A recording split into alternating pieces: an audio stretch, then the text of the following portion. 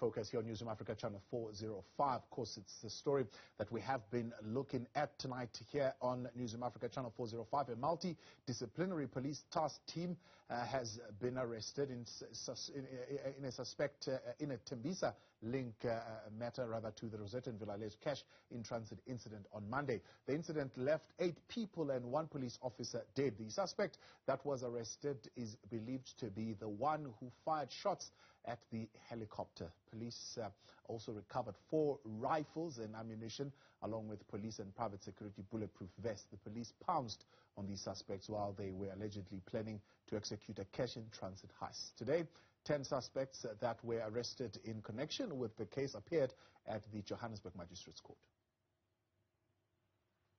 South African government is concerned about the tensions that are growing between Russia and the Ukraine. In a statement released by the Department of International Relations and Cooperation, they say if the situation is allowed to further deteriorate, it could have regional and global ramifications. Government is urging all parties to use diplomacy in order to find a solution that will help de-escalate tensions and avert an armed conflict.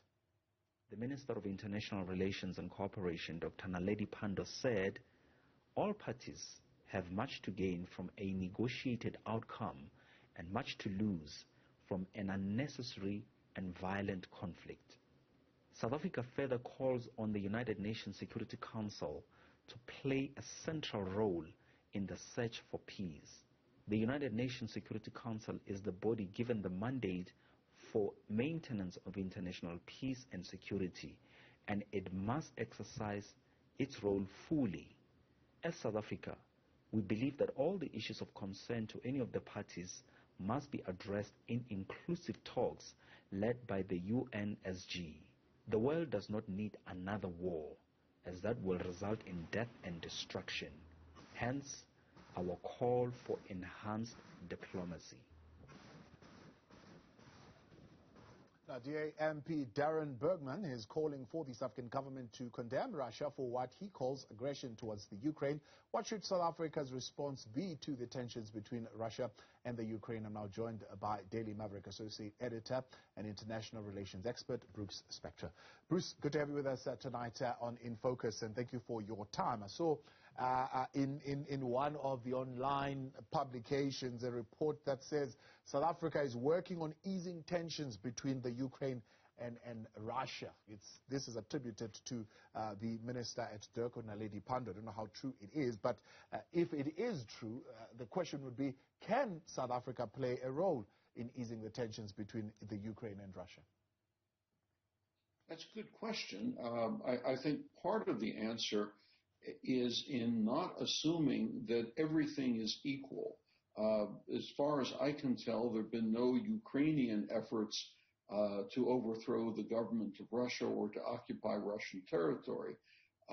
That being said, it's incumbent upon the South African government, I would think, to do what it says it believes in, which is non-intervention in other nations and territorial integrity. And if that's true, then it should be saying directly and firmly to Russia that this simply is not going to stand. That would put it on the side of a large majority of nations globally, even if the South African government does not impose direct sanctions on Russia, as, say, the various members of the North Atlantic Treaty Organization are in the process of doing. But it needs, I think, in my view, to stand more forcibly and forcefully on the side of maintaining the territorial integrity of Ukraine.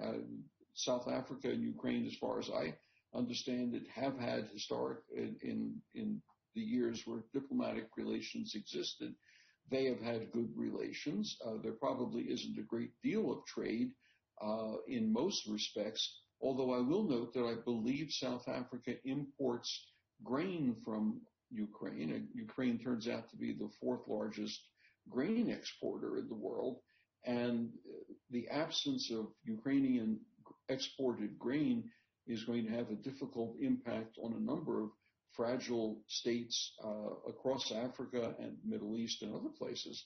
And so I think the South African government has a role to play in stepping up more firmly and directly in making that kind of statement.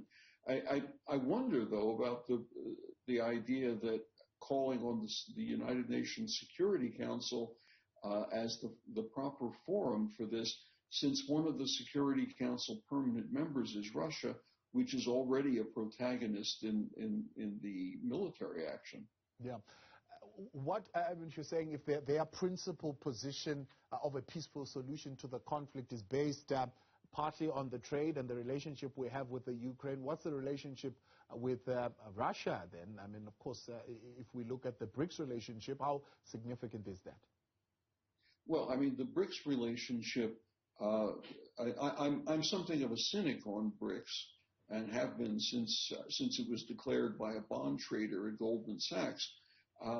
But the South African government believes and has believed for some years that it has a visible and viable place in international relations.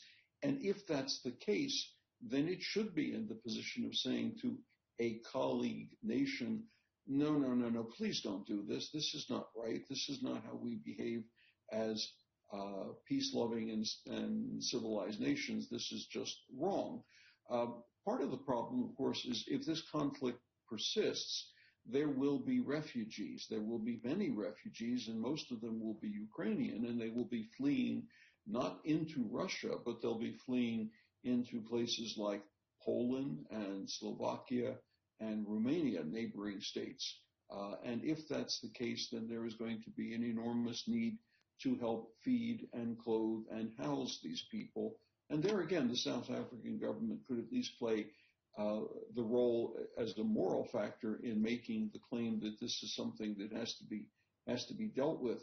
But I go back to my original proposition that this is not one of these circumstances where it's appropriate to be totally balanced and even-handed in all respects, because as we see now, the military machine that is moving is Russian, and it's moving into two areas in eastern Ukraine, which have technically, they say, declared their independence and received Russian military support, preparatory, perhaps, and underline that word, perhaps, further military action by a very large and powerful Russian military force that now exists already on three sides of the Ukrainian frontier. Yeah.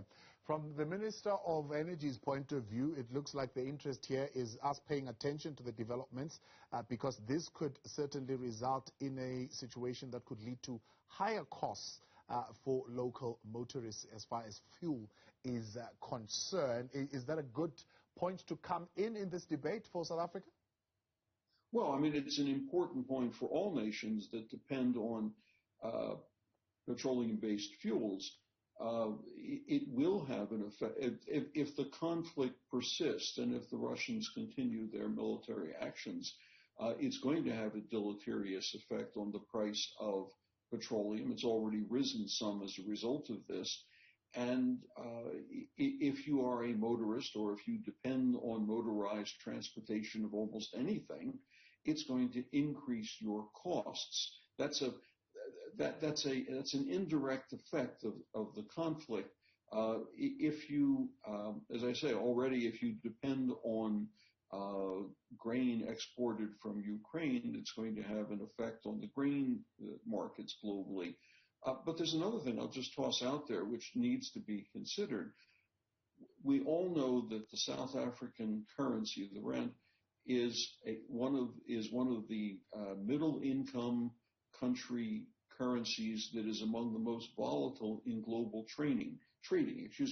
And as a result, to the extent to which there is turmoil in commodity markets, to the extent to which there is a possibility of larger conflict, it's going to have over time another deleterious effect, another difficult effect on South Africa. If the rand falls against major currencies, that makes everything that the country imports that much more expensive, and that hurts consumers as well. Put this all together, and you come to the conclusion, I think, that it's important for the South African government to step up more directly and persuasively to say to a nation, in this case Russia, that you must stand down with your military. The negotiation stage about the circumstances and the future of those disputed areas on the border, that's a negotiation. But simply trying to say it's an even conflict and we have to get everybody to get along, that's not necessarily going to have much impact. Yeah. If we look at the announcement yesterday by the United States, of course, following the United Kingdom announcing some harsher sanctions, but the U.S. saying, well, we are holding some even harsher sanctions with the hope that we can use this as part of the negotiation. Is there any chance of a success of diplomatic efforts, looking at how far gone the situation is now? Well, I guess a great deal of it depends ultimately on what's inside the mind of Vladimir Putin, the Russian president. If he decides that risking the economic health of his nation and even the economic stability of it is worth it in order to gain some X number of square kilometers of Ukrainian territory and imposing a more compliant government there on what's left of Ukraine, then I suppose he will go ahead with further military actions. But the idea that the Americans and NATO partners generally are that you're not going to throw all the sanctions at Russia instantly and immediately, because then that it effectively puts the Russians in a corner and they say, well, what else can you do to us? The sanction that I think there are two types of sanctions that I think are crucial to be looked at very carefully. One is the kinds of personal sanctions that are put on individuals. Visas are revoked, bank accounts are chased down and put in escrow or put in abeyance. Personal property that's held overseas is either seized or sequestered. That's a sanction that hits individual leaders rather directly.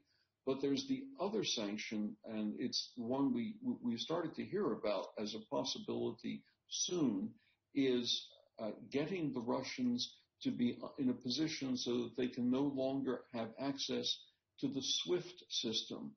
Now, most people have never heard of the SWIFT system, which is probably a function of the fact that it works pretty well without much trouble. But if you send money to your cousin who's living in London by way of a bank transfer, you're using the SWIFT system because it's the way banks use correspondent banks and intermediaries to move money in a relatively seamless pattern. I send money to myself from retirement funds every month or so, and generally now it's only taking about a 24-hour turnaround, which is pretty good. What happens then when Russia is no longer able to use the SWIFT system for payments of almost anything with foreign nations, for almost anything, or any activity with foreign banks or correspondence banks? If that happens, then it becomes much more difficult, and the penalty imposed on Russian businesses and individuals becomes correspondingly more burdensome. Right. But that's not in effect yet, but it has been mentioned as one of the things that will come down the road if this must continue.